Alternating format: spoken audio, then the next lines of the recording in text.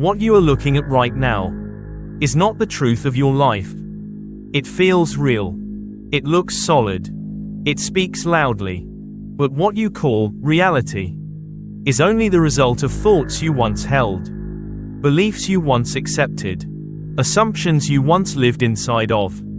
It is a photograph of consciousness, taken in the past, and like any old photograph, it no longer defines who you are now. The greatest mistake most people make is standing in front of this picture and calling it truth. They look at today and let it decide how they feel. They look at circumstances and let them define what is possible. They look at results and assume they are permanent. But that assumption is where suffering begins. Because the truth is not what is in front of your eyes. The truth lives somewhere quieter. It lives in your imagination, in the inner scenes you replay, in the assumptions you accept as real, when no one else is watching. Your inner world is not fantasy. It is not wishful thinking. It is the cause. The outer world is the effect. And effects always arrive late. This is the core principle. Most people never understand. The world outside you is always reflecting what you were being. One step ago. There is a delay. Just like an echo follows a sound. Reality follows consciousness. So when you react emotionally to what you see today, you are reacting to the past. When you allow current conditions to decide your mood, you give yesterday authority over tomorrow. And that is why change feels impossible. For so many people, they keep asking the past to give them permission for a different future. But the future is not created there. It is created in the unseen. This is why imagination matters. Not as escape, but as orientation. Imagination is not about pretending. It is about choosing where you are living from internally. Every time you imagine, every time you assume, you are selecting a state of being. And that state is what the world must eventually reflect. So if you want tomorrow to look different, you cannot allow today to decide how you feel. You cannot let present appearances tell you who you are or what you are becoming. That is backwards. Feeling comes first. Assumption comes first. Identity comes first. Then reality follows. This is not about ignoring life or denying challenges. It is about understanding where power actually resides. Power does not live in circumstances. It does not live in outcomes. It does not live in proof. Power lives in the state you choose to occupy, when no evidence supports it yet. And this is the quiet turning point. The moment you stop asking, "What does my reality say about me?" and start asking, "What am I assuming to be true within?" That is the moment creation begins. So as you listen, do not try to fix your outer world. Do not analyze your current situation. Instead, notice this. What inner position are you standing in right now? Because the world will not reflect what you want. It will only reflect where you are living from. And once you understand that, you realize something profound. Your future does not need permission from your present. It only needs a new assumption. And that is where everything starts. Here is the truth most people never realize. Your current reality does not know your future. It only knows your past. What you see around you today is not creating what comes next. It is simply replaying old assumptions, old emotional habits, old ways of seeing yourself. Reality has no imagination. It cannot invent anything new. You can. That is your role. You are not here to react to the world. You are here to create the next version of it. And creation does not begin with effort. It begins with assumption. This is where many people get confused. They wait for life to change before they allow themselves to feel different. They wait for proof Before they relax, they wait for results. Before they believe. But waiting is not neutral. Waiting is a state. And a state of waiting only creates more waiting. The law of assumption asks something radical of you. Assume the desire is already fulfilled. Not someday. Not almost. Not on the way. Already done. And then live from that place. This does not mean forcing positivity or pretending problems do not exist. It means choosing where your inner life is anchored. Ask yourself this simple question. If this were already done, how would I wake up in the morning? Not excited. Not overly emotional. Just settled. How would I move through my day? If this were no longer something I needed to chase, how would I breathe? How would I speak to myself? How would I fall asleep at night? If there were nothing left to prove. That feeling is the state. And the state is what reality must follow. This is why the practice is subtle, but powerful. When you wake up, you do not scan your life for confirmation. You do not check circumstances to decide how you feel. You gently return to the feeling of completion. When you go to sleep, you do not review what is missing. You rest as someone whose desire is no longer a question. And when unwanted reality appears, and it will, you do not fight it. You do not fear it.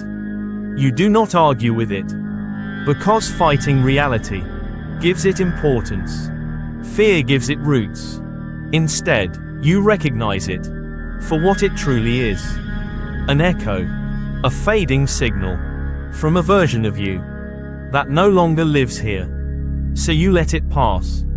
You continue living from the end. This is not denial. It is discipline. The discipline of choosing the inner position you return to again and again. Most people fail here, not because they are incapable, but because they expect reality to cooperate immediately. But reality is slow. Consciousness is instant. If you understand that, you stop panicking when nothing seems to change. You stop measuring progress by appearances. You stop asking, is it working? Because the moment you ask that, you have already stepped out of the state. Your only task is not to control outcomes. It is to remain loyal to the assumption, to live quietly, steadily, as the one who has already received.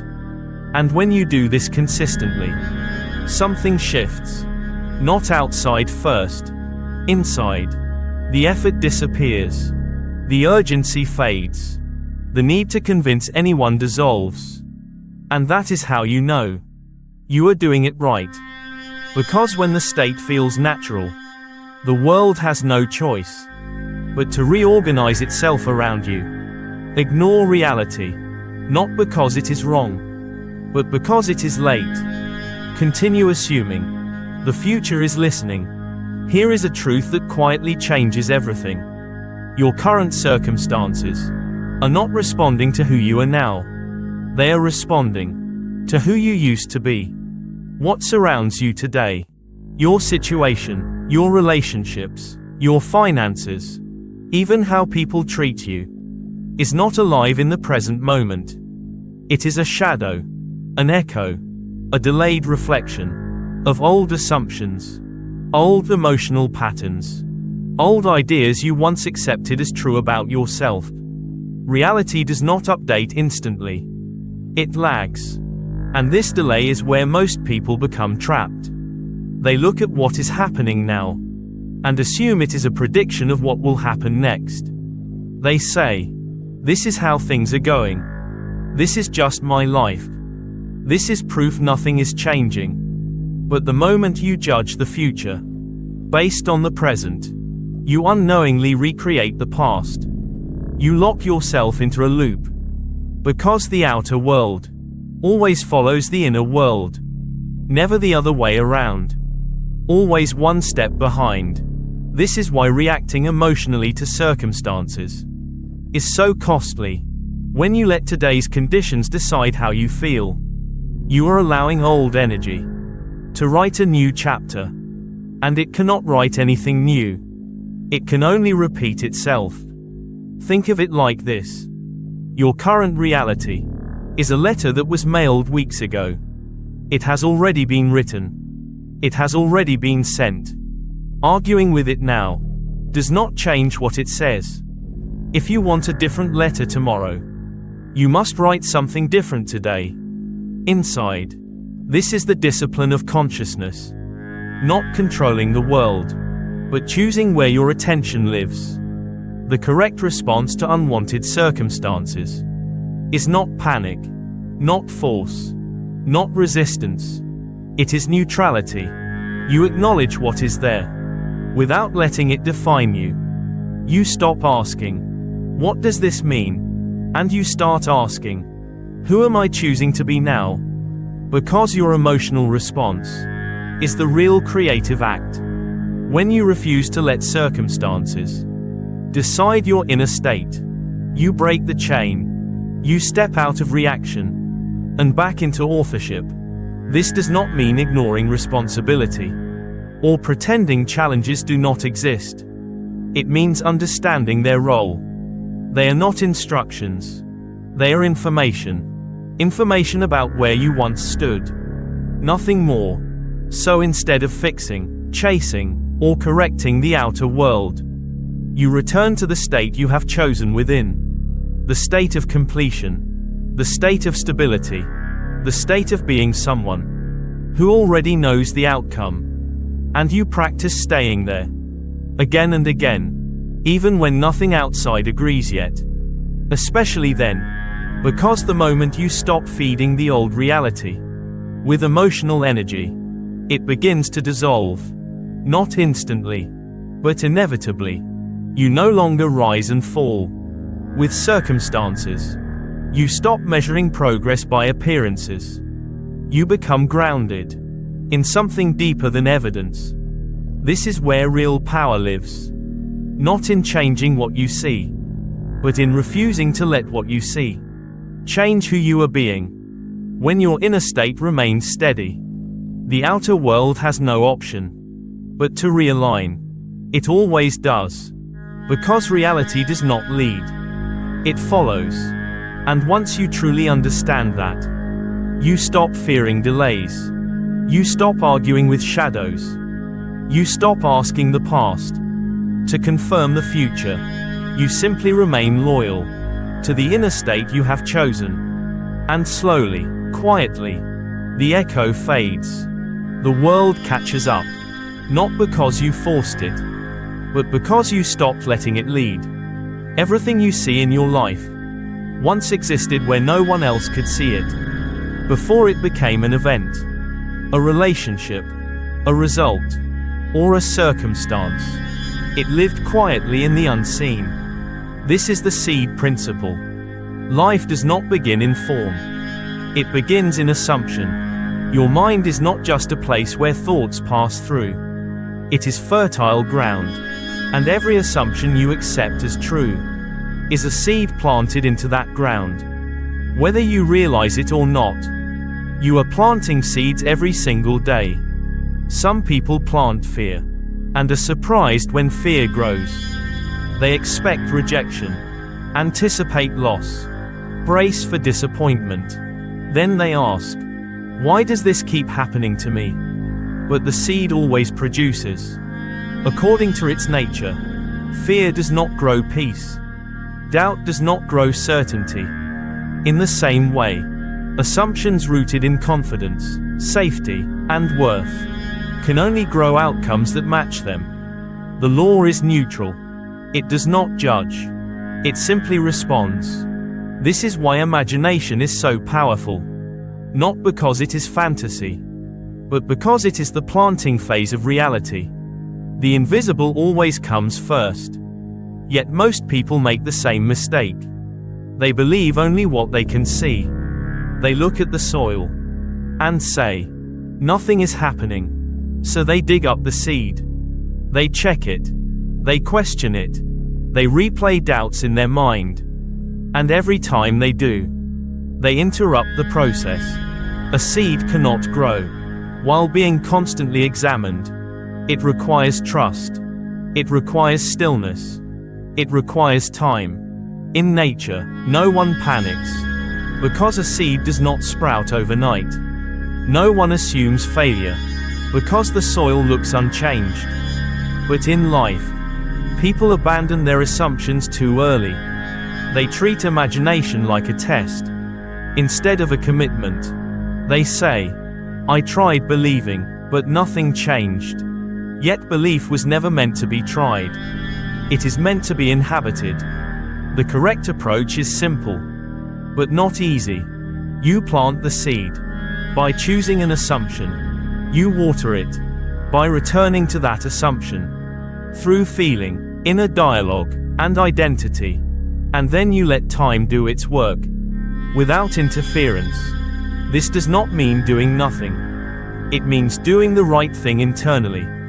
It means refusing to let appearances dictate what you believe. Because appearances are not the cause. They are the effect. What you see today is yesterday's seed reaching the surface.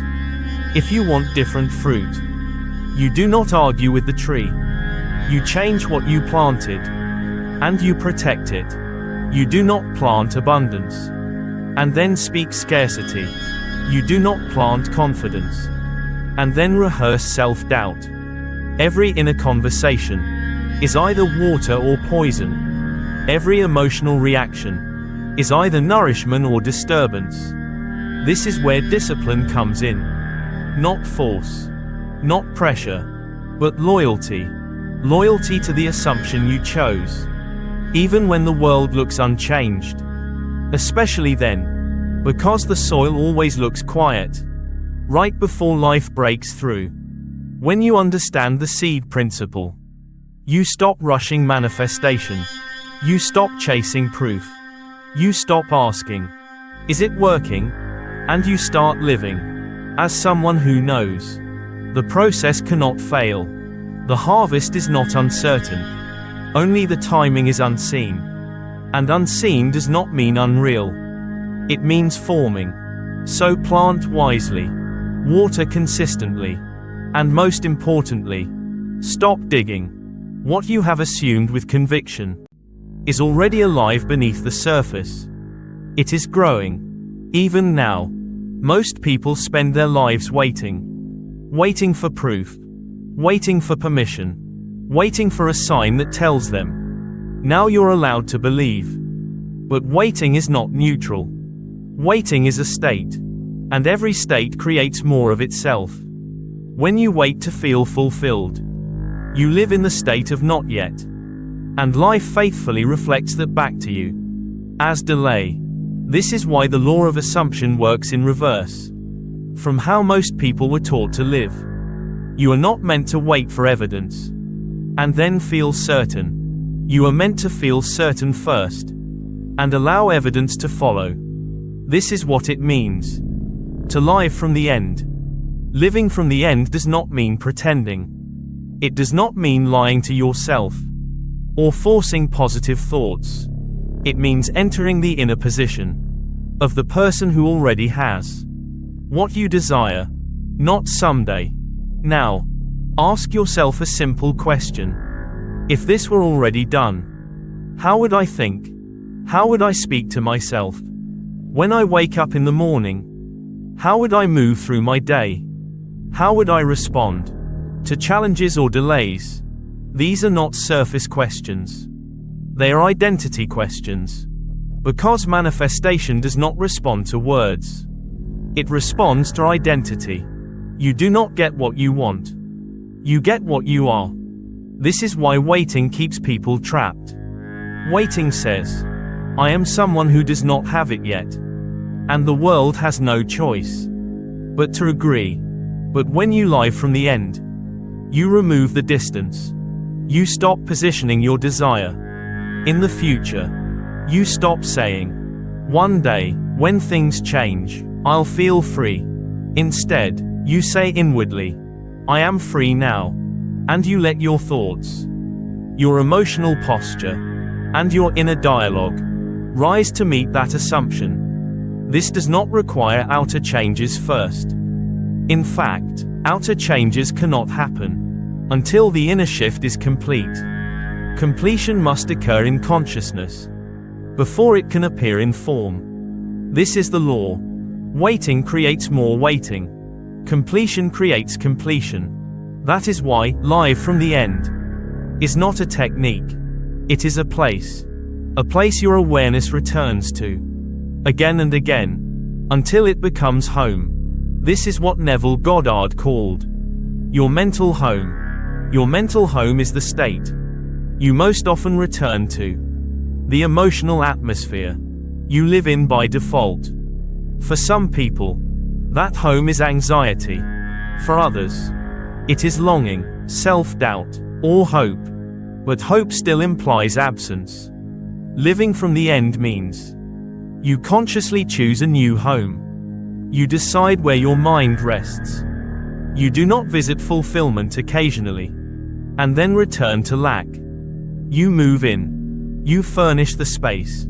You learn to sit comfortably in the feeling of, it is done. And when the world shows you something else, you do not argue with it. You do not panic. You remember. This is old information. This is the echo of a state I no longer live in. So you return again and again, not with force, with familiarity. At first, it may feel unnatural. That is normal. Every new home feels unfamiliar until you have lived in it long enough. But familiarity is created through repetition. And what becomes familiar becomes natural. And what feels natural becomes inevitable. When you Live from the End, you stop scanning the world for signs. You stop asking, is it working? Because the question itself belongs to someone who is still waiting. Instead, you begin asking, what's next? Not from anxiety, but from certainty. This is the quiet power of the law of assumption. You do not chase the future. You occupy it. And the world, slow as it may be, must eventually rearrange itself to match the place you have chosen to live from. Make the end your home. Stay there. Reality will catch up. The greatest challenge on this path is not desire. It is not imagination. It is not even belief. The greatest challenge is staying loyal to your chosen state when there is still no evidence. Because this is the moment when most people break. They do not fail because the law doesn't work. They fail because they abandon the state before the reflection arrives. When nothing has changed on the outside, the mind becomes restless. It starts to argue with circumstances. It starts to negotiate with reality. It starts asking others for confirmation. And every argument, every explanation, every emotional reaction pulls you out of the state. That creates change. This is why inner discipline matters. Not discipline in the sense of force, but discipline in attention. You must understand this clearly. You do not win by convincing the world. You win by withdrawing energy from what contradicts your assumption. Circumstances do not need to be corrected. They need to be outgrown. When you argue with what you see, you are still treating it as authority. When you explain yourself to others, you are still seeking permission. But the law of assumption does not respond to debate. It responds to resonance. Where does your mind live? Most of the day, that is the only question that matters. Inner discipline means you stop feeding states you no longer wish to experience. You don't fight them. You don't suppress them. You simply stop giving them your attention. This is what it means to guard the mind, to be the gatekeeper of your inner world. When doubt appears, you do not wrestle with it. You do not try to prove it wrong. You recognize it as noise from an old identity. and you gently return to the state of completion. Again and again, not with tension, with calm authority. This is not pretending. This is choosing. The subconscious does not respond to what you argue against. It responds to what you repeatedly return to. This is why consistency matters more than intensity. A short moment of certainty, revisited daily, is more powerful than emotional highs followed by doubt. Evidence always comes later. Always. The seed never appears as a tree the moment it is planted. If you dig it up every day to check its progress, you kill the process. And yet this is what most people do mentally. They plant an assumption, then immediately look for proof. They check their bank account. They check their messages. They check the reactions of others. And each check silently says, I don't trust what I planted. Trust is not a feeling. It is a posture. Inner discipline is the ability to stay in the posture of completion without needing reassurance. It is the ability to say inwardly, I know what I know, even when nothing agrees with you yet. This is where identity is forged. Anyone can feel confident when things are working, but the one who remains steady when nothing is visible is the one who actually creates change. Because assumption is the cause, evidence is the effect, never the other way around. The moment you demand proof, before you allow yourself to feel certain, you reverse the law and return to waiting. But when you remain faithful to your assumption, without resistance, without explanation, without emotional reaction, you give reality no choice. It must follow. This is not about stubbornness. It is about loyalty. Loyalty to the version of yourself you have chosen to be. Every time you return to the state of, it is done, you strengthen its roots. Every time you refuse to react to what contradicts it, you weaken the old reality. And eventually, without effort, without struggle, without announcement, the outer world rearranges itself. Not because you forced it, but because you stayed. This is the quiet power of inner discipline. This is the mastery behind manifestation. Assumption is the cause. Proof is the echo. And the one who understands this no longer chases signs. They remain. And reality follows. What you are seeing right now is not the truth of your life. It is an echo of old beliefs, old emotional patterns, old assumptions you once lived in. Your current reality is not speaking about who you are becoming. It is only describing who you used to be.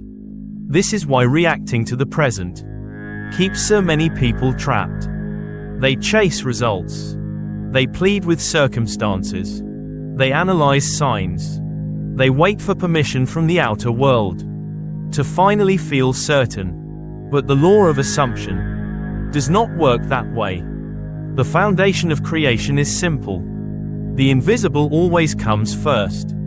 Before anything appears in form, it already exists in consciousness. Before the fruit appears, the seed has already been planted. And before reality changes, the inner state has already shifted. This is where your role becomes clear. You are not here to chase. You are not here to beg. You are not here to react. Reaction belongs to those who believe the outer world has authority. Creation belongs to those who understand where power truly lives. Your only task is not effort. It is choice. To choose the assumption you will live from. To choose the identity you will occupy inwardly. And most importantly, to remain there. Because assumption is not a wish. It is a residence. When you choose an assumption and stay faithful to it, you stop asking life for confirmation. You stop scanning the world for movement. You stop measuring progress by what you can see. And this is the moment. The pressure dissolves. You are no longer trying to make something happen. You are allowing what is already done to catch up. This is the paradox of the law. The moment you stop chasing evidence, evidence begins to move toward you. The moment you stop reacting, reality starts reorganizing. Not because you forced it, but because you stopped interfering. Faith, in this sense, is not emotional intensity. It is inner stillness. It is the calm certainty that says, I know what I have chosen, and I do not need to defend it.